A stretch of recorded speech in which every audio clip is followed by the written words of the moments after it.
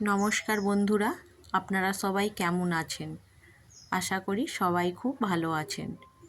তো আমিও ভালো আছি। এটা গতকাল রাতের ভিডিও। তো গতকাল রাতে আমি পাস্তা বানিয়েছিলাম। তো তারই কিছু মুহূর্ত আমি আপনাদের কাছে শেয়ার করলাম।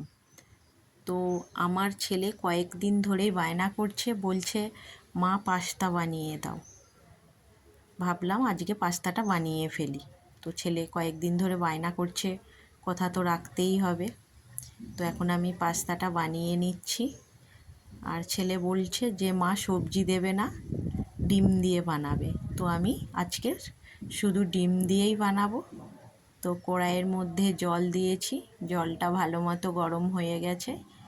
এবার আমি পাস্তাগুলো দিয়ে দেব, পাস্তাগুলো সেদ্ধ করে নেব। তো ছেলে বাড়িতেই আছে, বাড়িতে পড়াশুনো করছে। আর মেয়ে পড়তে গেছে, তো পড়ে টড়ে চলে আসবে, বেশিক্ষণ সময় লাগবে না।